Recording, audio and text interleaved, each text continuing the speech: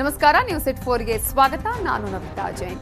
ಯಾವುದೇ ಸಂದರ್ಭದಲ್ಲಿ ಲಸಿಕೆ ಬರಬಹುದು, ಕೊರೋನಾ ಲಸಿಕೆ ಬರುವವರೆಗೂ ನಿರ್ಲಕ್ಷ್ಯ ಬೇಡ ಅಂತ ಹೇಳಿ ಸಿಎಂಗಳ ಸಭೆಯಲ್ಲಿ ಪ್ರಧಾನಿ ಮೋದಿ ಎಚ್ಚರಿಕೆಯನ್ನ ಕೊಟ್ಟಿದ್ದಾರೆ. ಯಾವುದೇ ಸಂದರ್ಭದಲ್ಲಿ ಲಸಿಕೆ ಬರಬಹುದು, ಆದ್ರೆ ಲಸಿಕೆ ಬರುವವರೆಗೂ ಕೂಡ ಕೊರೋನಾ ವಿಚಾರದಲ್ಲಿ ಯಾರು ನಿರ್ಲಕ್ಷ್ಯವನ್ನ ಮಾಡಬಾರದು ಅಂತ ಹೇಳಿ ಸಿಎಂಗಳ ಸಭೆಯಲ್ಲಿ ಪ್ರಧಾನಿ ನರೇಂದ್ರ ಮೋದಿ ಎಚ್ಚರಿಕೆಯನ್ನ ಕೊಟ್ಟಿದ್ದಾರೆ. ಲಸಿಕೆಯ ವಿತರಣೆಗೆ ನೀವು ಚುನಾವಣೆಯ ಮಾದರಿಯಲ್ಲಿ ಸಜ್ಜಾಗಬೇಕಾಗತ್ತೆ, ಬೂತ್ ಮಟ್ಟದಲ್ಲಿ ಲಸಿಕೆ ವಿತರಣೆಗೆ ರೆಡಿಯಾಗಿ ಅಂತ ಹೇಳಿ ಸಿಎಂಗಳ ಸಭೆಯಲ್ಲಿ ಪ್ರಧಾನಿ ಮೋದಿ ಸೂಚನೆಯನ್ನ ಕೊಟ್ಟಿದ್ದಾರೆ. ಒಂದ್ ಕಡೆ ಸೂಚನೆ, ಮತ್ತೊಂದು ಕಡೆ ಎಚ್ಚರಿಕೆಯನ್ನ ಪ್ರಧಾನಿ ನರೇಂದ್ರ ಮೋದಿಯವರು ಸಿಎಂಗಳ ಸಭೆಯಲ್ಲಿ ನೀಡಿದ್ದಾರೆ. कोरोना संक्रमण से जुड़े जो प्रेजेंटेशन उनमें भी काफी जानकारियां उभर कर आई है। मैं प्रारंभ में कुछ मुख्य की थी जहां स्थिति जरा बिगड़ रही है।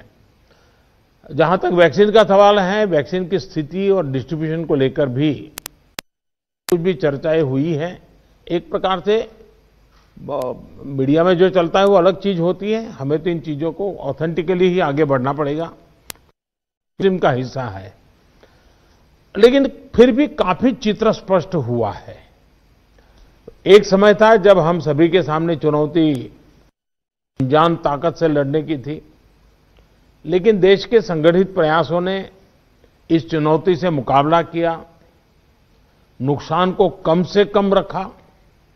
आज रिकवरी रेट और फर्टिलिटी रेट दोनों ही मामलों में भारत दुनिया के अधिकतर देशों से बहुत संभली हुई स्थिति में है। हम सभी के अथक प्रयासों से देश में टेस्टिंग से लेकर ट्रीटमेंट का एक बहुत बड़ा नेटवर्क आज काम कर रहा है।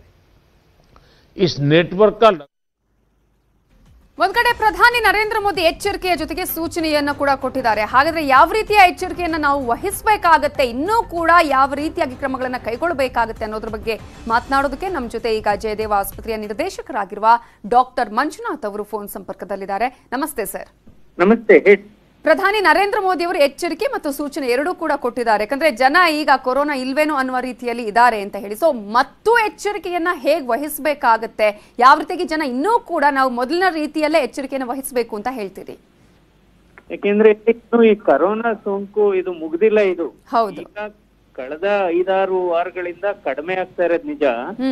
ಆದ್ರೆ ಇವಾಗ ಬಹಳ ಮುನ್ನೆಚ್ಚರಿಕೆ ವಹಿಸ್ಬೇಕು. ಯಾಕೆಂದ್ರೆ ನಾವು ಈ ಕೊರೋನಾ ಸೋಂಕಿನ ಇತಿಹಾಸ ನೋಡಿದ್ರೆ ಇಟಲಿ ಆಗ್ಬೋದು, ಫ್ರಾನ್ಸ್ ಆಗ್ಬೋದು, ಅಥವಾ ನಮ್ಮ ದೇಶದಲ್ಲೇ ನಮ್ಮ ಹರಿಯಾಣ ಅಥವಾ ರಾಜಸ್ಥಾನ, ದೆಹಲಿ ನೋಡಿದ್ರೆ ಕಡಿಮೆ ಒಂದು 60 ದಿವಸ 70 ದಿವಸ ಆದ್ಮೇಲೆ ತಿರ್ಗಾ ಜಾಸ್ತಿ ಆಗ್ತಾ ಇದೆ.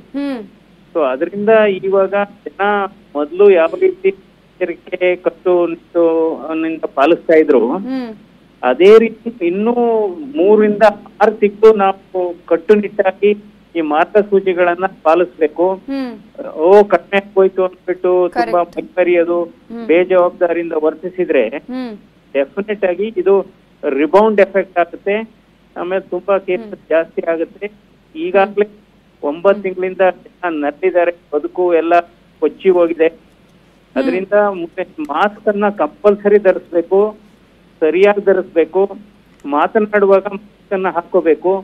ಆಮೇಲೆ ಮಾರ್ಕೆಟ್ ಪ್ಲೇಸಸ್ ಅಲ್ಲಿ ಗುಂಪು ಸೇರೋದು ತಪ್ಪಿಸಬೇಕು. ಆಮೇಲೆ ಈ ತಂಗುದಾಣಗಳು ಮತ್ತು ಪ್ರವಾಸಿ ತಾಣಗಳಿಗೆ ಹೋಗ್ತಾ ಇದ್ದಾರೆ, ಅಲ್ಲೂ ಕೂಡ ಮುನ್ನೆಚ್ಚರಿಕೆ ವಹಿಸಬೇಕು. ಅಗತ್ಯ ಮಾತ್ರ ನಾವು ಹೊರಗಡೆ ಹೆಚ್ಚು ಕಾಲ ಕಳಿಬೇಕು. ಗುಂಪಾಗಿ ಸೇರಬಾರದು. ಏನಾಗಿದೆ ಅದಕ್ಕೆ ಇಂಗ್ಲಿಷ್ ಅಲ್ಲಿ ಹೇಳ್ತೀವಿ, ಈ ಕೋವಿಡ್ ಕ್ರೌಡ್ ಗೋ ಟುಗೆದರ್ ಅಂತ. ಸೊ ಇದು ಬಹಳ ಮುಖ್ಯ. ಯಾಕಂದ್ರೆ ಮುನ್ನೆಚ್ಚರಿಕೆ ಈಗ ವ್ಯಾಕ್ಸಿನ್, ಮಾಸ್ಕ್ ಧರಿಸದೆ ವ್ಯಾಕ್ಸಿನ್ ಈಗ ಸದ್ಯಕ್ಕೆ. ನಿಜ ನಿಜ. ಆದ್ರೆ ನಾವು ಈಗ ಬೇರೆ ಬೇರೆ ಪ್ಲೇಸ್ ಗಳಿಗೆ ಹೋಗಿ ನೋಡಿದ್ರೆ ಜನರು ಈಗ ಮಾಸ್ಕ್ ಧರಿಸೋದನ್ನೇ ನಿಲ್ಸ್ಬಿಟ್ಟಿದ್ದಾರೆ ಅಂತ ಹೇಳಿ. ಹಬ್ಬ ಹರಿದಿನಗಳಿದ್ರೆ, ಯಾವುದೇ ಫಂಕ್ಷನ್ ಇದ್ರು ಕೂಡ ಕೊರೋನಾ ಸೋಂಕಿನ ಹಿನ್ನೆಲೆಯಲ್ಲಿ ಅದು ಚಳಿಗಾಲ ಆಗಿರೋದ್ರಿಂದ ಸೊ ಹರಡುವ ಸಾಧ್ಯತೆ ಹೆಚ್ಚಿರುತ್ತೆ. ಅದಕ್ಕೆ ಮುನ್ನೆಚ್ಚರಿಕೆ ಇದಕ್ಕೆ ಸಿದ್ಧ ಔಷಧ. ಸೊ ನಂತರ ಕಾಲೇಜ್ಗಳು ತೆಗೆದಿದ್ದಾರೆ. ಹೌದು. ಸೊ ಆದ್ರೂ ಸ್ವಲ್ಪ ಅಟೆಂಡೆನ್ಸ್ ಕಡಿಮೆ ಇದೆ. ಬಟ್ ಟೆಸ್ಟ್ ಮಾಡ್ಕೋಬೇಕು, ಸಿಂಪ್ಟಮ್ಸ್ ಇದೆ ಅಥವಾ ಯಾರಾದ್ರೂ ಸೋಂಕು ಇದ್ದವ್ರ ಜೊತೆ ಸಂಪರ್ಕಕ್ಕೆ ಬಂದಿದ್ದಾರೆ ಅಂದ್ರೆ ಟೆಸ್ಟ್ ಮಾಡಿಸ್ಕೋಬೇಕು. ಇವಾಗೇನು ಸರ್ಕಾರ ಕೂಡ ಎಲ್ಲ ಉಚಿತವಾಗಿ ಟೆಸ್ಟ್ ಮಾಡ್ತಾ ಇದೆ, ಉಚಿತವಾಗಿ ಚಿಕಿತ್ಸೆ ಆಗ್ತಾ ಇದೆ. ಸೊ ಅದರಿಂದ ಆಮೇಲೆ ಮನೆ ಮೊದ್ಲೇನಾಯ್ತು, ಟೆಸ್ಟ್ ಮಾಡಿದ್ರೆ ಪಾಸಿಟಿವ್ ಬಂದ್ರೆ ಮನೆ ಬಂದು ಅಂಟಿಸೋರು ಚೀಟಿ, ಅದೆಲ್ಲ ಇಲ್ಲ ಈಗ. ಕಂಟೆಂಟ್ ಎಲ್ಲ ಆಗೋದು, ಸೀಲ್ ಆಫ್ ಆಗೋದು, ಆ ಭಯ ಆತಂಕ ಇಲ್ಲ. ಸೊ ಮಾಡಿಸ್ಕೋಬೇಕು. ಆಮೇಲೆ ಈಗ 99% ಚಿಕಿತ್ಸೆ ತಗೊಂಡ್ರೆ ಚಿಕಿತ್ಸೆ ತಗೊಂಡ್ರೆ ಗುಣ ಆಗುತ್ತೆ, ಭಯನೂ ಇಲ್ಲ. ಬಟ್ ಮೋಸ್ಟ್ ಇಂಪಾರ್ಟೆಂಟ್ ಇದು ಆಗ್ಲೇ ಹೋಗಿದೆ, ನಾವು ಆರಾಮಾಗಿರ್ಬೋದು ಅಂದ್ರೆ ಸಮಸ್ಯೆ ಡೆಫಿನೆಟ್ ವಾಪಸ್ ಬರುತ್ತೆ. ನಿಜ ನಿಜ. ಈಗ ಎಷ್ಟೋ ಸಂದರ್ಭದಲ್ಲಿ ಈ ತರದ ಒಂದು ಸಿಚುವೇಶನ್ ಇಲ್ಲ ಅನ್ನುವ ರೀತಿಯಾಗಿದ್ದಾರೆ ಅಂತ ನೀವು ಕೂಡ ಹೇಳಿದ ಹಾಗೆ, ಇನ್ನೊಬ್ಬರಿಗೆ ಪ್ರಾಬ್ಲಮ್ ಆಗುವ ರೀತಿಯಾಗಿ ನಾವು ಮಾಡ್ಕೊಳ್ತಾ ಇದ್ದೀವಾ ಅಂತ ಹೇಳಿ. ಸರ್, ಈಗ ವ್ಯಾಕ್ಸಿನ್ ಏನಾದ್ರೂ ಬಂದ್ರೆ ಯಾವ ಕ್ಷಣದಲ್ಲೂ ಬೇಕಾದ್ರೂ ಯಾವ ಸಂದರ್ಭದಲ್ಲೂ ಬೇಕಾದ್ರೂ ಬರಬಹುದು ಅನ್ನೋದನ್ನು ಕೂಡ ಈಗ ಹೇಳಲಾಗ್ತಾ ಇದೆ. ಸೊ ಹೇಗೆ ಸ್ಟೋರೇಜ್ ವ್ಯವಸ್ಥೆ ಯಾವ ರೀತಿಯಾಗಿರ್ಬೇಕಾಗತ್ತೆ, ಅದರ ಸಪ್ಲೈ ವ್ಯವಸ್ಥೆ ಹೇಗೆ, ಯಾರಿಗೆ ಮೊದಲಿಗೆ ನೀಡುವಂತಹ ಪ್ರಯತ್ನಗಳಾಗಬೇಕಾಗತ್ತೆ ಅಂತ? ಅದೇ ಮೊದಲು ಸಾಮಾನ್ಯವಾಗಿ ಹೆಲ್ತ್ ಕೇರ್ ವರ್ಕರ್ಸ್ ಅಥವಾ ಈ ಫ್ರಂಟ್ ಲೈನ್ ವರ್ಕರ್ಸ್ ಅಂತ ಹೇಳ್ತೀವಿ, ಮೊದಲ ಹಂತದ ವಾರಿಯರ್ಸ್, ಯೋಧರು ಅಂತ ಏನ್ ಹೇಳ್ತೀವಿ ಅವ್ರಿಗೆ ಕೊಡ್ಬೇಕಾಗತ್ತೆ. ನಂತರ ವರ್ನರಬಲ್ ಏಜ್ ಗ್ರೂಪ್, ಆಮೇಲೆ ಕೋಮಾರ್ಬಿಡಿಟೀಸ್ ಇರುತ್ತೆ ನೋಡಿ, ವಯಸ್ಸಾದವ್ರಿಗೆ, ಹಾರ್ಟ್ ಕಾಯಿಲೆ ಇದ್ದವ್ರಿಗೆ, ಕ್ಯಾನ್ಸರ್ ಕಾಯಿಲೆ ಇದ್ದವ್ರಿಗೆ, ಡಯಾಲಿಸಿಸ್ ತಗೋತಾ ಇರೋರಿಗೆ, ಆಮೇಲೆ ಸ್ವಲ್ಪ ಆಸ್ಮಾ, ಬ್ರಾಂಕೈಟಿಸ್ ಅಂತವ್ರಿಗೆ. ಅದರಿಂದ ವ್ಯಾಕ್ಸಿನ್ ಬಂದ್ರು ಕೂಡ 130 ಕೋಟಿ ಜನರಿಗೆ ತಿಂಗಳಲ್ಲೇ ಸಿಗೋದಿಲ್ಲ. ಹೌದು ಹೌದು, 2 ವರ್ಷ ಬೇಕೆ. ಡೆಫಿನೆಟ್ ಆಗಿ 1-1.5 ವರ್ಷ ಬೇಕಾಗ್ತದೆ. ಅದರಿಂದ ನಾವು ನಮ್ದು ಇದು ದಿನಚರಿ ಆಗ್ಬೇಕಿನ, ಮಾಸ್ಕ್ ಧರಿಸೋದು ದಿನಚರಿ ಆಗ್ಬೇಕು. ನಂತರ ಸ್ವಲ್ಪ ಅಂತ ಕಾಪಾಡ್ಕೊಂಡು ದಿನಚರಿ ಆಗ್ಬೇಕು. ಗುಂಪುಗಳು ಸೇರ್ಬಾರ್ದು. ಈಗ ನೋಡಿ, ನಿಮ್ ದರ್ಶನಿ ಹತ್ರ ಗುಂಪು ಸೇರ್ತಾರೆ, ಬೇಕರಿ ಹತ್ರ ಗುಂಪು ಸೇರ್ತಾರೆ, ಆಮೇಲೆ ಐಸ್ ಕ್ರೀಮ್ ಅಂಗಡಿಗಳ ಹತ್ರ ಸೇರ್ತಾರೆ. ಇದನ್ನೆಲ್ಲ ಆಮೇಲೆ ಅಕಸ್ಮಾತ್ ಹೋದ್ರು ಒಂದ್ 5 ನಿಮಿಷ 10 ನಿಮಿಷಲ್ಲೂ ಬಿಟ್ಬಿಡ್ಬೇಕು ಜಾಗ. ಕೆಲಸ ಮಾಡಬಾರ್ದು ಅಂತಲ್ಲ, ಅವ್ರವ್ರ ಕೆಲಸ ಡೆಫಿನೆಟ್ ಆಗಿ ಮಾಡ್ಬೋದು, ಮನೇಲೆ ಕುತ್ಕೋಬೇಕಂತ ಏನ್ ಹೇಳ್ತೀನಿ ನಾನು. ಬಟ್ ಆದಷ್ಟು ಬೇಗ ಮೂವ್ ಆಗ್ಬೇಕು. ಯಾಕೆಂದ್ರೆ ವೈರಸ್ ಮೂವ್ ಆಗಲ್ಲ, ನಾವು ಜನ ಮೂವ್ ಮಾಡ್ತೀವಿ.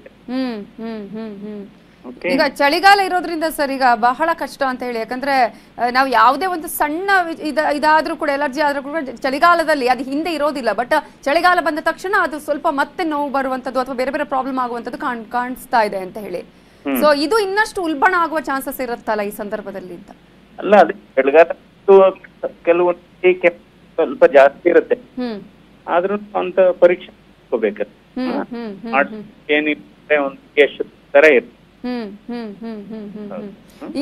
ಈಗ ಸರ್, ಈಗ ಏಜ್ ಪರ್ಸನ್ ನಾವು ಗಮನಿಸೋದಾದ್ರೆ ಎಷ್ಟೋ ಸಂದರ್ಭದಲ್ಲಿ ಈಗ ಅವರಿಗೂ ಕೂಡ ಯಾವುದೇ ರೀತಿಯಲ್ಲೂ ಇನ್ನೂ ಕೂಡ ಎಚ್ಚರಿಕೆಯನ್ನು ಕೊಡುವಂತಹ ಪ್ರಯತ್ನಗಳಾಗ್ತಿಲ್ಲ. ಸರ್ಕಾರ ಇನ್ನೂ ಕೂಡ ಮತ್ತೆ ಇನ್ನೊಂದಷ್ಟು ಜಾಗೃತಿ ಮೂಡಿಸುವ ಪ್ರಯತ್ನ ಆಗ್ಬೇಕು ಅಂತ ಅನ್ಸುತ್ತಾ ಸರ್? ಹೇಗೆ ಮಾಡ್ತಾ ಇದೆ ಸರ್ಕಾರ? ಇವಾಗ ಈ ಬೂತ್ ಕೂಡ ಓಪನ್ ಮಾಡಿಲ್ಲ, ಡಿಸೆಂಬರ್ ತನಕ ಓಪನ್ ಆಗಿ ಎಲ್ಲ ಎಚ್ಚರಿಕೆ ಮಾಡ್ತಾ ಇದ್ದಾರೆ, ಜಾಹೀರಾತು ಕೊಡ್ತಾ ಇದ್ದಾರೆ. ಬಟ್ ನಮ್ಮ ಜನಪ್ರತಿನಿಧಿಗಳೇ ಈಗ ಎಷ್ಟೋ ಸಲ ಬೇರೆ ಬೇರೆ ಫಂಕ್ಷನ್ ಗಳಿಗೆ ಹೋಗ್ತಾರೆ ಅಥವಾ ಬೇರೆ ಬೇರೆ ಎಲ್ಲಾದ್ರೂ ಪ್ರೋಗ್ರಾಮ್ ಗಳಿಗೆ ಹೋದಾಗ ಮಾಸ್ಕ್ ಹಾಕೋದು ಅವರೇ ಕಾಣಿಸ್ತಾ ಇಲ್ಲ ಅಂತ ಹೇಳಿ. ಆಮೇಲೆ ಮಾಧ್ಯಮದವರನ್ನು ನಿರಂತರವಾಗಿ ಜನರಿಗೆ ಎಚ್ಚರಿಕೆ ಕೊಡ್ತಾ ಇದ್ದಾರೆ, ಜಾಗೃತಿ ಮೂಡಿಸ್ತಾ ಇದ್ದಾರೆ, ಕಾಯಿಲೆ ಹೋಗಲ್ಲ ಹೇಳ್ತಾ ಇದ್ದೀರಾ. ಸೊ ನಿಜವಾಗ್ಲೂ ಇವತ್ತು ಕಂಟ್ರೋಲ್ ಬೇಕಾದ ಮಾಧ್ಯಮದ ಪಾತ್ರ ಕೂಡ ಮುಖ್ಯ ಅಂತ ಹೇಳ್ಬೇಕು. Okay okay fine, thank you doctor Manjunath ಅವರೇ ನ್ಯೂಸ್ 18 ಜೊತೆ ಮಾತನಾಡಿದ್ದಕ್ಕಾಗಿ. ಕೊರೋನಾ ವ್ಯಾಕ್ಸಿನ್ ಶೇಖರಣೆಗೆ ಕೊಡಗು ಹಾಗೂ ಯಾದಗಿರಿ ಜಿಲ್ಲೆ ಸಜ್ಜಾಗಿದೆ. ಕೊಡಗು ಜಿಲ್ಲೆಯಲ್ಲಿ ಡಿಎಚ್ಒ ಕಚೇರಿ ಕಟ್ಟಡದಲ್ಲಿ ವ್ಯಾಕ್ಸಿನ್ ಸೆಂಟರ್ ಮಾಡಿ ಲಸಿಕೆ ಶೇಖರಣೆಗೆ ಸಿದ್ಧತೆ ಮಾಡ್ತಾ ಇದ್ದು ಒಟ್ಟು 40 ಫ್ರೀಜರ್ಗಳು ಲಭ್ಯವಿದೆ. ಮೊದಲ ಹಂತದಲ್ಲಿ ಕೊರೋನಾ ವಾರಿಯರ್ಸ್ಗೆ ಲಸಿಕೆ ನೀಡಲು ತಯಾರಿ ನಡೆಸಲಾಗುತ್ತೆ. -50 ಡಿಗ್ರಿ ಸೆಲ್ಸಿಯಸ್ ಉಷ್ಣಾಂಶದ ಫ್ರೀಜರ್ಗಳ ಜೋಡಣೆ ಮಾಡಲಾಗಿದೆ. ತಾಲೂಕು ಮಟ್ಟದಲ್ಲೂ ವ್ಯಾಕ್ಸಿನ್ ಶೇಖರಣೆಗೆ ನಿರ್ಧಾರ ಮಾಡಲಾಗಿದೆ ಅಂತ ಕೊಡಗು ಡಿಎಚ್ಒ ಮೋಹನ್ ಕುಮಾರ್ ಮಾಹಿತಿ ಕೊಟ್ಟಿದ್ದಾರೆ. ಇನ್ನು ಕೋವಿಡ್ ಲಸಿಕೆ ಸಂಗ್ರಹಣೆಗೆ ಯಾದಗಿರಿಯಲ್ಲಿ ಆರೋಗ್ಯ ಇಲಾಖೆ ಸಕಲ ಸಿದ್ಧತೆ ಮಾಡಿಕೊಳ್ಳುತ್ತಿದೆ. ಯಾದಗಿರಿ ಜಿಲ್ಲೆಯ ಡಿಎಚ್ಒ ಕಚೇರಿಯಲ್ಲಿ 2 ವಿಶೇಷ ಹೈಟೆಕ್ ಲಸಿಕಾ ಸಂಗ್ರಹಣೆಯ ಸ್ಟೋರ್ ರೂಮ್ ಸಿದ್ಧಪಡಿಸಲಾಗಿದೆ. ತಾಲೂಕು ಗ್ರಾಮೀಣ ಕೇಂದ್ರಗಳಿಗೆ ಲಸಿಕೆ ಸಾಗಣೆ ಮಾಡಲು ಹೈಟೆಕ್ ವಾಹನವನ್ನು ಸಿದ್ಧಪಡಿಸಲಾಗಿದೆ. ಕೊರೋನಾ ವಾರಿಯರ್ಸ್ಗಳಿಗೆ ಲಸಿಕೆ ನೀಡಲು ಈಗಾಗಲೇ ಹೆಸರು ಸಹಿತ ಪಟ್ಟಿ ಸಿದ್ಧಪಡಿಸಲಾಗಿದೆ ಅಂತ Yadgir DHO doctor Indumati Patil news 18 ಕನ್ನಡಕ್ಕೆ ತಿಳಿಸಿದ್ದಾರೆ. ನಾವೇನ್ ಮಾಡ್ಕೊಂಡಿದೀವಿ, ಫಸ್ಟ್ ಡಿಸ್ಟ್ರಿಕ್ಟ್ ಎಲ್ಲಾ ಸದ್ಯ 100% ಪೂರೈಸಿರೋದು ಇದು ಕೊಡಗು ಡಿಸ್ಟ್ರಿಕ್ಟ್. ಕೊಡಗು ಡಿಸ್ಟ್ರಿಕ್ಟ್ ನಾವು ಫಸ್ಟ್ ಕಳಿಸಿದೀವಿ. ಈಗ ಅಡಿಷನಲ್ ಆಗಿ ನಮಗೆ ಅಂಗನವಾಡಿ ಹೆಲ್ಪರ್ಸ್ ಕೇಳಿದ್ರು, ಹೆಲ್ಪರ್ಸ್ ಕೊಟ್ಟಿದ್ದೀವಿ. ರೆಫ್ರಿಜರೇಟರ್ ನಮ್ಮಲ್ಲಿ ಎಲ್ಲಾ ಹಾಸ್ಪಿಟಲ್ಗಳಲ್ಲೂ ಇದೆ. ಈಗ ನಮ್ಮಲ್ಲಿ 29 ಪ್ರಾಥಮಿಕ ಆರೋಗ್ಯ ಕೇಂದ್ರ, 1 ಅರ್ಬನ್ ಹೆಲ್ತ್ ಸೆಂಟರ್ 30 ಆಯ್ತು, 7 ಕಮ್ಯುನಿಟಿ ಸೆಂಟರ್ಸ್ಗಳು 37 ಆಯ್ತು, ಅದಲ್ಲದೆ 2 ಜನರಲ್ ಹಾಸ್ಪಿಟಲ್ಗಳು 39 ಆಯ್ತು, 1 ಡಿಸ್ಟ್ರಿಕ್ಟ್ ಹಾಸ್ಪಿಟಲ್ 40, ಮತ್ತೆ ಇನ್ನೊಂದು ನಮ್ಮ ಇಲ್ಲಿ ಡಿಎಚ್ಒ ಕಚೇರಿಯಲ್ಲೇ RCHO ಸೆಕ್ಷನ್ ಅನ್ನು ಇದೆ, ಡೀಪ್ ಫ್ರೀಜರ್ ಇದೆ, ನಮ್ಮ ILR ಇದೆ. ಈಗ ನಮ್ಮ ಕೋವಿಡ್ ವ್ಯಾಕ್ಸಿನ್ ಬರುವಂತಹ ಒಂದು ಎಕ್ಸ್ಪೆಕ್ಟೇಷನ್ ಇಂದ ನಮ್ಮ ಜಿಲ್ಲೆಯಲ್ಲಿ ನಾವು ಸ್ಟೋರೇಜ್ಗೆ ಈ ಒಂದು ಎಕ್ಸ್ಕ್ಲೂಸಿವ್ ಸೆಕ್ಷನ್ ಅನ್ನ ಡೆವಲಪ್ ಮಾಡ್ಕೊಂಡಿರೋದಿದೆ. ಇಲ್ಲಿ ನಾವು ಸ್ಟೋರ್ ಮಾಡ್ಕೊಳ್ಳಿಕ್ಕೆ ಅನುವು ಮಾಡ್ಕೊಂಡಿದ್ದೀವಿ. ಅಟ್ ದ ಸೇಮ್ ಟೈಮ್ ನಾವು ಲಿಸ್ಟ್ ಕೂಡ ಜನರೇಟ್ ಮಾಡ್ಕೊಂಡಿದ್ದೀವಿ. ಎಷ್ಟು ಜನರಿಗೆ ನಮ್ಮ ಫ್ರಂಟ್ ಲೈನ್ ವಾರಿಯರ್ಸ್ಗೆ ಫಸ್ಟ್ ಸ್ಟೆಪ್ಪಲ್ಲಿ ನಮಗೆ ರಾಜ್ಯ ಕೊಡಲಿಕ್ಕೆ ಅನುವು ಮಾಡಿಕೊಟ್ಟಿರೋದ್ರಿಂದ ಅದನ್ನ ಲಿಸ್ಟ್ ರೆಡಿ ಮಾಡ್ಕೊಂಡಿದ್ದೀವಿ. ಸುಮಾರು ಪಬ್ಲಿಕ್ ಆ್ಯಂಡ್ ಪ್ರೈವೇಟ್ ಪಾರ್ಟ್ನರ್ಸ್ ಇಬ್ಬರೂ ಕೂಡಿದ್ರೆ ನಮ್ಮ ಫ್ರಂಟ್ ಲೈನ್ ವರ್ಕರ್ಸ್ ಬಂದು ಅರೌಂಡ್ 5500 ಸುಮಾರಷ್ಟು ಲಿಸ್ಟ್ ನಮ್ಮದು ಜನರೇಟ್ ಆಗಿದೆ, ಬೆನಿಫಿಷಿಯರೀಸ್ ದಟ್ ಇಸ್. ಆ್ಯಂಡ್ ಇದನ್ನು ನಾವು ಕೇವಲ ಇದು ಮೇನ್ ಸ್ಟೋರೇಜ್ ಆಯಿತು. At down the line at taluka ಹಂತಕ್ಕಾಗಲಿ ಅಥವಾ ನಮ್ಮ ಆರೋಗ್ಯ ಕೇಂದ್ರಗಳ ಹಂತಕ್ಕಾಗಲಿ ಎಲ್ಲ ಡೀಪ್ ಫ್ರೀಸರ್ಸು ILRಸು ಎಲ್ಲಾನು ಫಂಕ್ಷನಲ್ ಆಗಿ ಮಾಡಿದ್ದೇ ಇದೆ. Already it's an on going thing. ಅದರಲ್ಲೂ ಏನಾದರೂ ಸಣ್ಣ ಪುಟ್ಟ ಏನಾದ್ರು ಡಿಫೆಕ್ಟ್ಸ್ ಇದ್ರೂ ನಾವು ರಿಪೇರ್ ಮಾಡಿಸ್ಬಿಟ್ಟು ಅದನ್ನು ಇಂಟ್ಯಾಕ್ಟ್ ಆಗಿ ಇಡಿಸಿದ್ದೀವಿ. ನಾವು ಇಲ್ಲಿಂದ ಸಪ್ಲೈ ಮಾಡಿದ್ಮೇಲೆ ಅವರು ಇಂಟರ್ನಲ್ಲಿ ಸ್ಟೋರ್ ಮಾಡಿಕೊಂಡು ನಮ್ಮ ಬೆನಿಫಿಷರೀಸ್ಗೆ ಕೊಡುವಂತಹ ಒಂದು ಒಳ್ಳೆ ಕೆಪಾಸಿಟಿ, ಒಂದು ಒಳ್ಳೆ ಚೈನನ್ನು ನಾವು ಇಲ್ಲಿ ಆಲ್ರೆಡಿ ಡೆವಲಪ್ ಮಾಡ್ಕೊಂಡಿದ್ದೀವಿ ಆ್ಯಂಡ್ ವಿ ಆರ್ ಪ್ರಿಪೇರ್ಡ್. ಮಂತ್ರಿ ಸ್ಥಾನಕ್ಕಾಗಿ ಸಾಹುಕಾರ್ ಮನೆಯಲ್ಲಿ ಮತ್ತೆ ಸಭೆಯನ್ನ ನಡೆಸಲಾಗ್ತಾ ಇದೆ. ರಾಜೀವ್ ಗೌಡ, ಯೋಗೇಶ್ವರ್, ಪ್ರತಾಪ್ ಗೌಡ ಪಾಟೀಲ್ ಈ ಸಭೆಯಲ್ಲಿ ಭಾಗಿಯಾಗಿದ್ದಾರೆ. ಆಕಾಂಕ್ಷಿಗಳ ಜೊತೆ ಸಚಿವೆ ಶಶಿಕಲಾ ಜೊಲ್ಲೆಯೂ ಭಾಗಿಯಾಗಿದ್ದಾರೆ. ಸಾಕಷ್ಟು ಡೆವಲಪ್ಮೆಂಟ್ಸ್ ನಡೀತಾ ಇದೆ. ರಾಜಕಾರಣದಲ್ಲಿ ಈಗ ಬೇರೆ ಬೇರೆ ಬೆಳವಣಿಗೆಗಳು ನಡೀತಾ ಇದೆ. ಸಂಪುಟ ವಿಸ್ತರಣೆ ಆಕಾಂಕ್ಷಿಗಳ ಪಟ್ಟು ಒಂದು ಕಡೆ ಆದ್ರೆ, ಇನ್ನೊಂದು ಕಡೆ ಈಗಾಗಲೇ ಮನವೊಲಿಸುವಂತಹ ಪ್ರಯತ್ನ ಇವೆಲ್ಲವೂ ಕೂಡ ನಡೀತಾ ಇದೆ. ಬೆಳಗ್ಗೆ ಸಿಎಂ ಅವರನ್ನ ಭೇಟಿ ಮಾಡಿ ಮಾತುಕತೆ ನಡೆಸಿದ್ರು ರಮೇಶ್ ಜಾರಕಿಹೊಳಿ. ಸಿಎಂ ನಿರ್ಧಾರಗಳ ಬಗ್ಗೆ ಜಾರಕಿಹೊಳಿ ಜೊತೆ ಆಕಾಂಕ್ಷಿಗಳು ಚರ್ಚೆಯನ್ನ ಈಗ ಮಾಡ್ತಾ ಇದ್ದಾರೆ. ಕುರ್ಚಿ ಉಳಿಸ್ಕೊಳ್ಳೋದು ಹಾಗೇನೆ ಪಡೆಯೋದ್ರ ಬಗ್ಗೆ ಸಭೆ ಮೇಲೆ ಸಭೆ ನಡೆಸಲಾಗ್ತಾ ಇದೆ. ಸಾಹುಕಾರ್ ಮನೆಯಲ್ಲಿ ಈಗ ಆಕಾಂಕ್ಷಿಗಳು ಸಭೆಯನ್ನ ಮಾಡ್ತಾ ಇದ್ದು, ಬೆಳಗ್ಗೆ ಸಿಎಂ ಭೇಟಿ ಮಾಡಿದ್ರು ರಮೇಶ್ ಜಾರಕಿಹೊಳಿ, ಮಾತುಕತೆಯನ್ನ ನಡೆಸಿದ್ರು. ಏನ್ ಹೇಳಿದ್ರು ಆ ಎಲ್ಲ ನಿರ್ಧಾರಗಳ ಬಗ್ಗೆ ಜಾರಕಿಹೊಳಿ ಅವರ ಜೊತೆ ಅವರ ಮನೆಯಲ್ಲಿ ಈಗ ನೀವು ನೋಡ್ತಾ ಇರುವಂತಹ ಈ ಒಂದು ಫೋಟೋವನ್ನು ಕೂಡ ಗಮನಿಸಬಹುದು. ಸಿಪಿ ಯೋಗೇಶ್ವರ್ ಆಗಿರಬಹುದು ಅಥವಾ ಪ್ರತಾಪ್ ಗೌಡ ಪಾಟೀಲ್ ಆಗಿರಬಹುದು, ಹಾಗೆಯೇ ಶಶಿಕಲಾ ಜೊಲ್ಲೆ ಅವರು ಕೂಡ ಇದ್ದಾರೆ ಈ ಒಂದು ಸಭೆಯಲ್ಲಿ. ಹೀಗೆ ಎಲ್ಲರೂ ಕೂಡ, ರಾಜೀವ್ ಗೌಡ ಸೇರಿದಂತೆ ಎಲ್ಲರೂ ಕೂಡ ಈಗ ಸಭೆಯನ್ನ ಮಾಡ್ತಾ ಇದ್ದಾರೆ. ಒಂದು ಕಡೆ ಈಗ ಸಚಿವ ಆಕಾಂಕ್ಷಿಗಳು ಒಂದ್ ಕಡೆ ಸೇರ್ತಾ ಇದ್ರೆ, ಇನ್ನೊಂದು ಕಡೆ ಈಗಾಗಲೇ ಈ ಎಲ್ಲ ನಿರ್ಧಾರಗಳನ್ನ ಏನು ಸಿಎಂ BS ಯಡಿಯೂರಪ್ಪ ಅವರಿಗೆ ವಹಿಸಲಾಗಿದೆ. ಜೊತೆಗೆ ರಮೇಶ್ ಜಾರಕಿಹೊಳಿ ಅವರು ಇವತ್ತಲ್ಲಿ ಹೋಗಿದ್ರು. ಆ ಎಲ್ಲ ವಿಚಾರಗಳ ಬಗ್ಗೆ ಕೂಡ ಇವರು ಮೀಟಿಂಗ್ ಮಾಡ್ತಿದ್ದಾರೆ.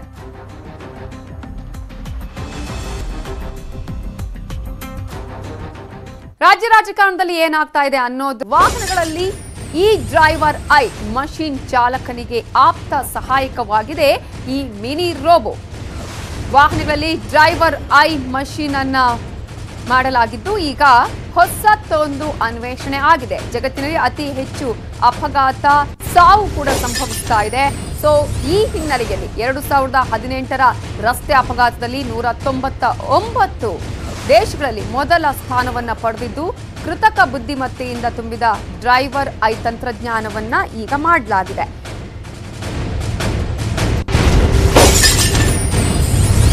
ಆತ್ಮನಿರ್ಭರ್ ಹೆಸರಲ್ಲಿ ಭಾರತದಲ್ಲಿ 360 ಡ್ರೈವರ್ ಐ ತಯಾರಿಯನ್ನ ಮಾಡಲಾಗಿದ್ದು, ವಿದೇಶದಲ್ಲಿರೋ ಭಾರತದ ನೇತ್ರ ಡೈನ್ ಕಂಪನಿಯಿಂದ ಬಿಡುಗಡೆ ಮಾಡಲಾಗಿದೆ. ಅಪಘಾತದ ಸಂದರ್ಭದಲ್ಲಿ ಚಾಲಕರನ್ನ ಎಚ್ಚರಿಸುವಂತಹ ಸಾಧನ ಇದು. ಹಾಗಾದ್ರೆ ಏನಿದು ಅಂತ ನೋಡ್ತಾ ಹೋಗೋದಾದ್ರೆ ಭಾರತೀಯ ವಿಜ್ಞಾನ ಸಂಸ್ಥೆಯಿಂದ ಅಧ್ಯಯನವನ್ನ ಮಾಡಲಾಗಿದ್ದು ಈ ಡ್ರೈವರ್ ಐ ಚಾಲಕನ ನಿರ್ಲಕ್ಷ್ಯವನ್ನ ಗಮನಿಸುತ್ತೆ, ರಸ್ತೆ ಅಪಘಾತ ತಡೆಯೋದಕ್ಕೆ ಸೂಚನೆಯನ್ನ ಕೂಡ ನೀಡುತ್ತೆ. ಇದು ಸಂಕೇತಗಳನ್ನ ಕೊಟ್ಟು ಚಾಲಕನನ್ನ ಎಚ್ಚರಿಕೆ ಮಾಡುತ್ತೆ, ರಸ್ತೆ ಅಪಘಾತದ ದೃಶ್ಯಗಳನ್ನು ಲೈವ್ ತೋರಿಸುತ್ತೆ. ಕಾರಿನ ಮಾಲೀಕರಿಗೆ ಕಂಪನಿಯವರು ಕೂಡ ಇದನ್ನ ನೋಡಬಹುದು. ಕಾರಿನ ಒಳಗಿನ ಕನ್ನಡಿ ಭಾಗದಲ್ಲಿ ಅಳವಡಿಸುವಂತಹ ಪುಟ್ಟ ಸಾಧನವೇ ಡ್ರೈವರ್ ಐ ಮಷಿನ್. ಕಾರಿನ ಒಳಗೂ ಹೊರಗೂ ಲೈವ್ ವಿಜುವಲ್ ತೋರಿಸುತ್ತೆ. ಅಪಘಾತದ ಘಟನೆಗೆ ಸಾಕ್ಷ್ಯವಾಗುವ ದೃಶ್ಯ ಕ್ಷಣ ಮಾತ್ರದಲ್ಲಿ ಸಿಗುತ್ತೆ. ಕೊರೋನಾದಲ್ಲೂ ಡ್ರೈವರ್ ಐ ಬೇಡಿಕೆ ಕುಗ್ಗಿಲ್ಲ. ದೇಶದ ಪ್ರಮುಖ ಸಾರಿಗೆ ಕಂಪನಿಗಳ ಜೊತೆ ವಿದೇಶದಲ್ಲೂ ಕೂಡ ಬಹಳ ಡಿಮ್ಯಾಂಡ್ ಇದ್ದು ಅಧ್ಯಯನದ ಭಾಗವಾಗಿ ರಸ್ತೆ ಅಪಘಾತ ಮೈ ಜುಮ್ಮೆನಿಸುವಂತಹ ದೃಶ್ಯಗಳು ಕೂಡ ಸೆರೆಯಾಗಿದೆ. Robert Bosch Centre for Cyber Physical System Zoom ಕಾರಲ್ಲಿ ಪ್ರಾಯೋಗಿಕವಾಗಿ ಅಧ್ಯಯನ ಮಾಡಲಾಗಿದೆ. ರಸ್ತೆ ಅಪಘಾತ ತಡೆಗಟ್ಟಲು ಇದು ಸಹಕಾರಿಯಾಗಿದ್ದು ಈ ಡ್ರೈವರ್ ಐ ಸಾಧನ ಈಗ ಸಾಕಷ್ಟು ಬೇಡಿಕೆಯನ್ನ ಪಡೆದುಕೊಳ್ತಾ ಇದೆ.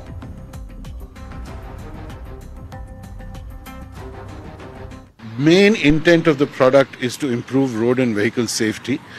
We're really proud of the results that the IISc study has shown, right? We believe that the study actually showed that with just one camera enabled, we could reduce accidents by almost 15%.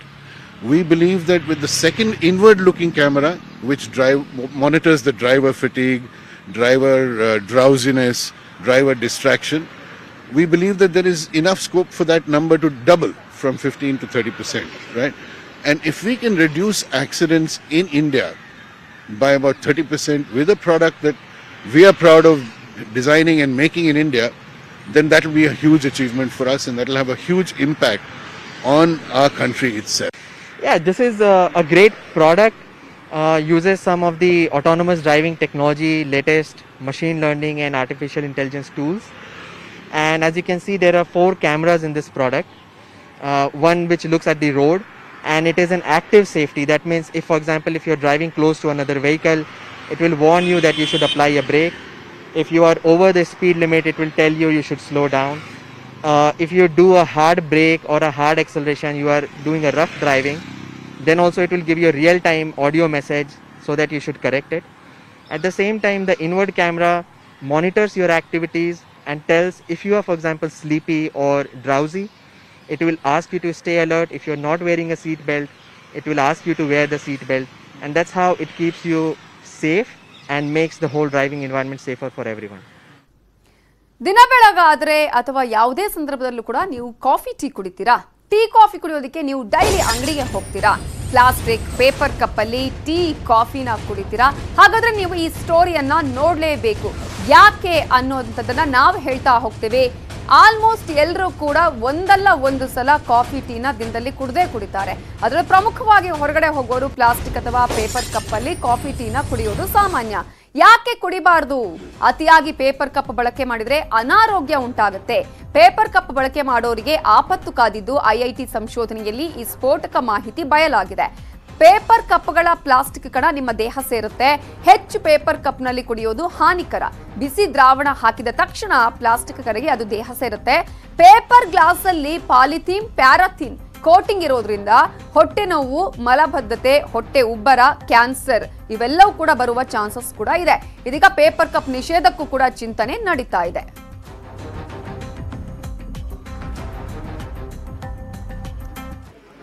Covid ಸಂದರ್ಭದಲ್ಲಿ ಯಾರೂ ಈ glass use ಮಾಡ್ತಾ ಇರಲಿಲ್ಲ. ಇದರ ಬಗ್ಗೆ ಬಳಕೆ ತುಂಬ ಗಾಬರಿ ಪಡ್ತಾ ಇದ್ರು. ಆದ್ದರಿಂದ ನಾವು ಪೇಪರ್ ಗ್ಲಾಸನ್ನು ಯೂಸ್ ಮಾಡ್ತಾ ಇದ್ವಿ. ಅದು ಇವಾಗ ಕೋವಿಡ್ ಮುಗಿತಾ ಬಂತು ಅಥವಾ ಸ್ವಲ್ಪ ಕಡಿಮೆ ಪ್ರಮಾಣ ಆಗಿದೆ. ಇವಾಗ ನಾವು ತಿಂಡಿಗಳಿಗೆ ಅಡಿಕೆ ಪ್ಲೇಟನ್ನು ಯೂಸ್ ಮಾಡ್ತಾ ಇದ್ವಿ. ಅದು ತುಂಬ ಬಾಳೆ ಎಲೆ ಅಷ್ಟೇ ಒಂದು ಪ್ರಾಮುಖ್ಯತೆ ಇದೆ ಅಡಿಕೆ ಪ್ಲೇಟಿಗೆ. ಆಮೇಲೆ ಕಾಫಿ ಕಪ್ಪಿಗೆ ನಾವು ಅದು ಬಿಸಿ ಹಾಕುವಂಥ ಪದಾರ್ಥ ಇದರಿಂದ ಪೇಪರ್ ಗ್ಲಾಸ್ ಯೂಸ್ ಮಾಡ್ತಾ ಇದ್ವಿ. ಬಟ್ ಅದು ಒಳ್ಳೇದಲ್ಲ. ಕರೆಕ್ಟಾಗಿ ನೋಡಬೇಕಾದ್ರೆ ಅದರಲ್ಲಿ ವ್ಯಾಕ್ಸ್ ಕಂಟೆನೆಂಟ್ ಸ್ವಲ್ಪ ಪ್ರಮಾಣ ಇರುತ್ತೆ. ಆದ್ದರಿಂದ ಅದು ಆ ದೇಹಕ್ಕೆ ಭಾಳ ಹಾನಿಕರ. ಅದು ಒಳ್ಳೇದಲ್ಲ. ಮುಂದಿನ ದಿವಸದಲ್ಲಿ ನಾವು ಅದನ್ನು ಸ್ಟೀಲ್ ಗ್ಲಾಸು, ಆಮೇಲೆ ಗಾಜಿನ ಗ್ಲಾಸು, ಪಿಂಗಾಣಿ ಗ್ಲಾಸೇ ಯೂಸ್ ಮಾಡ್ತೀವಿ. Hot materials, so coffee, tea ಅಥವಾ ಏನೇ ಹಾಟ್ ಮೆಟೀರಿಯಲ್ಸ್ ಪ್ಲಾಸ್ಟಿಕ್ ಕಂಟೈನರ್ ಇದ್ದಾಗ ಕೆಲವೊಂದು ಅಯಾನ್ಸ್ ರಿಲೀಸ್ ಆಗುತ್ತೆ. ಸೊ ಫ್ಲೋರೈಡು, ಕ್ಲೋರೈಡು, ನೈಟ್ರೇಟ್ ಅಂತ ಅಯಾನ್ಸ್ ರಿಲೀಸ್ ಆಗುತ್ತೆ. ಆ್ಯಂಡ್ ಇನ್ನೊಂದು ಏನು ಸ್ಟಡೀಸ್ ಪ್ರಕಾರ ನೀವು ಹೇಳ್ದಂಗೆ ಖರಗ್ಪುರ್ ಸ್ಟಡಿ ಪ್ರಕಾರ ಇನ್ನೊಂದು ಏನು ಮಾಡಿದ್ದಾರೆ ಅಂದರೆ ಹೆವಿ ಮೆಟಲ್ ಸಹ ಅದ್ರಲ್ಲಿ ರಿಲೀಸ್ ಆಗುತ್ತೆ. So lead, arsenic, mercury, so combination of 3. So ಈ ಮೈಕ್ರೋ ಪ್ಲಾಸ್ಟಿಕ್ಕು, ಈ harmful ions plus heavy metals.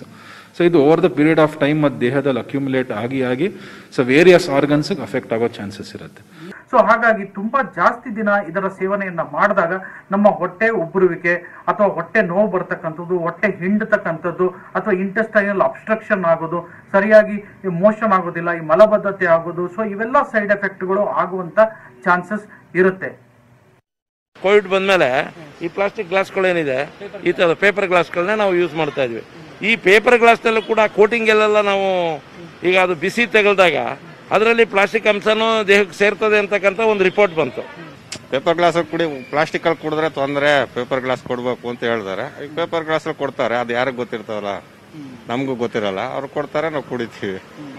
ಎಲ್ಲ ಹೋಟ್ಲುಗಳಲ್ಲೂ ಪೇಪರ್ ಗ್ಲಾಸ್ ಯೂಸ್ ಅಂತ ಕುಡಿತಾ ಇರ್ತೀವಿ, ಬಿಸಾಕ್ತಾ ಇರ್ತಾರೆ, ಹೋಗ್ತಾ ಇರ್ತಾರೆ.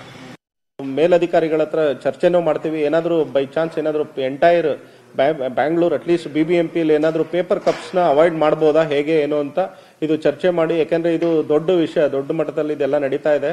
ಆಲ್ ಓವರ್ ಬ್ಯಾಂಗ್ಳೂರು ಎಲ್ಲ ಹೋಟ್ಲಲ್ಲೂ ಪೇಪರ್ ಕಪ್ಸ್ ಯೂಸ್ ಮಾಡ್ತಾ ಇದ್ದಾರೆ. ಇದು ನಮ್ಮ ಮಾನ್ಯ ಕಮಿಷನರ್ ಅವರ ಗಮನಕ್ಕೆ ತಂದು ಮುಂದಿನ ಕ್ರಮ ವಹಿಸ್ತೇವೆ. ಹೀಗೆ ಯಾವುದೇ ರೀತಿಯಾದಂತಹ ಇಂತಹ ಪ್ರಮುಖ ಸುದ್ದಿಗಳ ಬಗ್ಗೆ ಇನ್ನು ಜಗ್ಗೇಶ್ ಸಿನಿ ಜರ್ನಿಗೆ 40 ವರ್ಷ ತುಂಬಿದೆ. ಈ ಬಗ್ಗೆ ಜಗ್ಗೇಶ್ ಸುದ್ದಿಗೋಷ್ಠಿ ನಡೆಸಿ ಸಿನಿ ಪಯಣದ 7 ಬೀಳನ್ನ ಮೆಲುಕು ಹಾಕಿದ್ದಾರೆ. ಶಿವರಾಜ್ ಕುಮಾರ್ ಅವಕಾಶ ಕೊಡಿಸಿದ ನೆನಪು ಮಾಡಿದ ಜಗ್ಗೇಶ್ ರಣರಂಗ ಸಿನಿಮಾ ನೋಡಿ ರಾಜ್ಕುಮಾರ್ ಮೆಚ್ಚಿಕೊಂಡಿದ್ದನ್ನ ನೆನಪಿಸಿಕೊಂಡ್ರು. ಅಲ್ಲದೆ ಲೇಖರಿಯ ಹೀರೋ ಆಗು ಅಂತ ಅಂಬರೀಶ್ ಹುರಿದುಂಬಿಸಿದ್ದು, ಕಷ್ಟದ ಸಮಯದಲ್ಲಿ ಅಂಬರೀಶ್ ಮಾಡಿರೋ ಸಹಾಯವನ್ನು ಸ್ಮರಿಸಿಕೊಂಡ್ರು. ಇನ್ನು ನನ್ನನ್ನ ರಾಜಕೀಯಕ್ಕೆ ಕರೆತಂದಿದ್ದು DKಶಿ ಅಂತ ಹೇಳಿದ್ರು. ಚಿತ್ರರಂಗ ನಟನೆ ನನಗೆ ಸಾಕಾಗಿದೆ ಅಂದ ಜಗ್ಗೇಶ್, ಇವತ್ತು ನಿನ್ನೆ ಬಂದವರ ಮುಂದೆ ಕೈಗೊಡ್ಡಿ ಬದುಕಲ್ಲ, ಆ ಪರಿಸ್ಥಿತಿ ಬಂದ್ರೆ ವಿಷ ಕುಡಿದು ಸತ್ತು ಹೋಗ್ತೀನಿ ಅಂತ ಹೇಳಿದ್ರು. ನನ್ನ ಬದುಕಲ್ಲಿ ತುಂಬಾ ದೊಡ್ಡ ಮಟ್ಟದ ಒಂದು ಓಪನಿಂಗ್ ಸಿಕ್ಕುವಂಥದ್ದು ಒಂದು ರಣರಂಗ ಅಂತ. ಆ ಕ್ರೆಡಿಟ್ ಶಿವರಾಜ್ ಕುಮಾರ್ ಹೋಗ್ಬೇಕು. ಶಿವಣ್ಣನ ಮನೆಗೆ ಹೋಗಿ ಬಾಗಿಲು ತೊಟ್ಟಿದ್ವಿ. ಪಾಪ ಶಿವಣ್ಣ ಅಂತ ತೆಗೆದ ಬಾಗಿಲು ತೆಗೆದು ಮಾತಾಡ್ಸಿ, ಏನ್ ಜಗೇಶ್ ಏನಮ್ಮ ಅಂತ. ಕೃಷ್ಣ ಇಲ್ಲ ಮಾತಾಡ್ಬೇಕು. ಕೂತಾಗ ಪಾಪ ಅವನ ಮದುವೆ ಆದ ವಸ್ತು ಅವರು ಶ್ರೀಮತಿ ಅವರು ಹೀಗೆ ತಂದು ಕೊಟ್ಟರು, ಕೊಡುದು. ಏನ ಶಿವಣ್ಣ ಎಲ್ಲಾರು ಫಿಕ್ಸ್ ಆಗ್ತಾವ್ರೆ, ನನ್ಗೆ ಯಾಕೋ ಅವಕಾಶ ಕೊಡ್ತಿಲ್ಲ, ಸ್ವಲ್ಪ ನಮಗೆ ಸಹಾಯ ಮಾಡಿ. ಏನ್ ಬಿಡಮ್ಮ ಪರವಾಗಿಲ್ಲ ಅನ್ಬಿಟ್ಟಂತ ಫೋನ್ ತಗೊಂಡು ಇಮಿಡಿಯೇಟ್ ಆಗಿ ಅವ್ರ ಮಾವನ ಫೋನ್ ಮಾಡಿ, ಗೋವಿಂದರಾಜು ಜಗ್ಗೇಶ ನಮ್ ಫ್ರೆಂಡು ಅವನಿಗೆ ಹಾಕ್ಕೊಡಿ ಒಳ್ಳೆ ಮಗನೇ ಆಗ ಹೀರೋ ಆಗ ನೀನು ಸುಮ್ಮನೆ ಗುರು ಯಾವನ್ ನೋಡ್ತಾನ ನಮ್ಗೆ, ಆಗ ನನ್ ಮಗನೇ ಯಾವನ ಗೊತ್ತಲ್ಲ ಆಗ ಅಂತ. ಅವಾಗ ನಾನು ಹೇಳ್ದೆ, ಗುರು ನನ್ನ ಅರ್ಥ ಮಾಡ್ಕೊ, ಸುಮ್ಮನೆ ಇದ್ದವನಿಗೆ ಹೀರೋ ಆಗ್ಬಿಡು ಅಂತ ಹೇಳಿದವ್ ನೀನು. ನಾನು ಆಗ್ಬಿಟ್ಟು ಹೀರೋ ಬರೋ ದುಡ್ಡೆಲ್ಲ ಆಗ್ಬಿಟ್ಟು ಚಿತ್ರ ಲಾಟ್ರಿ ಹೊಡ್ಕೊಂಡು ಒಬ್ಬ ನನ್ನ ಮಗ ಸಿನಿಮಾ ರಿಲೀಸ್ ಮಾಡಲ್ಲ ಅಂತಾರೆ. ಹೌದು, ಯಾಕೆ ಯಾರು ಮಾಡಲ್ಲ ಅಂದ್ರ ಯಾರು ಮಾತಾಡ್ಸಲ್ಲ ಅಂದೆ.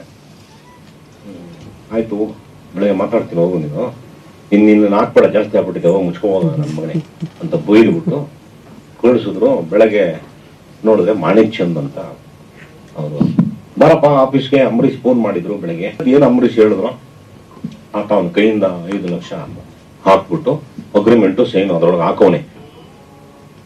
ಕೆಲವು ಮಹನೀಯರು ಯಾವುದೋ ಒಂದು ಪ್ರೋಗ್ರಾಮ್ ಕರೆದ್ರು, ಬನ್ನಿ ಅಮ್ಮ ಇವರು ಪ್ರಭಾಕರ್ ಬರ್ತಾವ್ರೆ ನೀವು ಬನ್ನಿ ಅಂತ. ನಮ್ಮ DK ಶಿವಕುಮಾರ ನನ್ನ ಬಹಳ ಒಳ್ಳೆ ಫ್ರೆಂಡು, ಇವತ್ತು ಒಳ್ಳೆ ಫ್ರೆಂಡೇ, ಜಸ್ಟ್ ಲೈಕ್ ಮೈ ಬ್ರದರ್. ಕರ್ದ ಸರಿ ಆಯ್ತಪ್ಪ ಅಂತ ಹೋಗಿ ನಮ್ಮ ಭಾಷಣಗಳನ್ನೆಲ್ಲ ಬಿಗಿದಾಗ ಅವನಿಗೆ ಒಂದು ಒಳಗಡೆ ಹುಳ ಹೋಯ್ತು. ಈ ನನ್ನ ಮಗ ಹಿಂಗ ಅವನ್ನೆಲ್ಲ ಇವನ್ನ ಎಳ್ಕೊಂಡು ಪಾಲಿಟಿಕ್ಸ್ ಹಾಕೋಬಿಟ್ರೆ ಹೆಂಗಿರ್ತದೆ ಸ್ಕೀಮ್ ಹಾಕಿ ಟಕ್ ಅಂತ ಎತ್ಕೊಂಡು ಬಿಸಾಕ್ದ ಪಾಲಿಟಿಕ್ಸ್ಗೆ. ಅಲ್ಲಿಂದ ಇನ್ನೊಂದು ಜರ್ನಿ ಸ್ಟಾರ್ಟ್ ಆಯ್ತು. ಇಷ್ಟೇ ಹೊತ್ತಿನ ಪ್ರಮುಖ ಸುದ್ದಿ ನೋಡ್ತಾ ಇರಿ ನ್ಯೂಸ್ 18 ಕನ್ನಡ ಜಾಲ. ನಮ್ಮ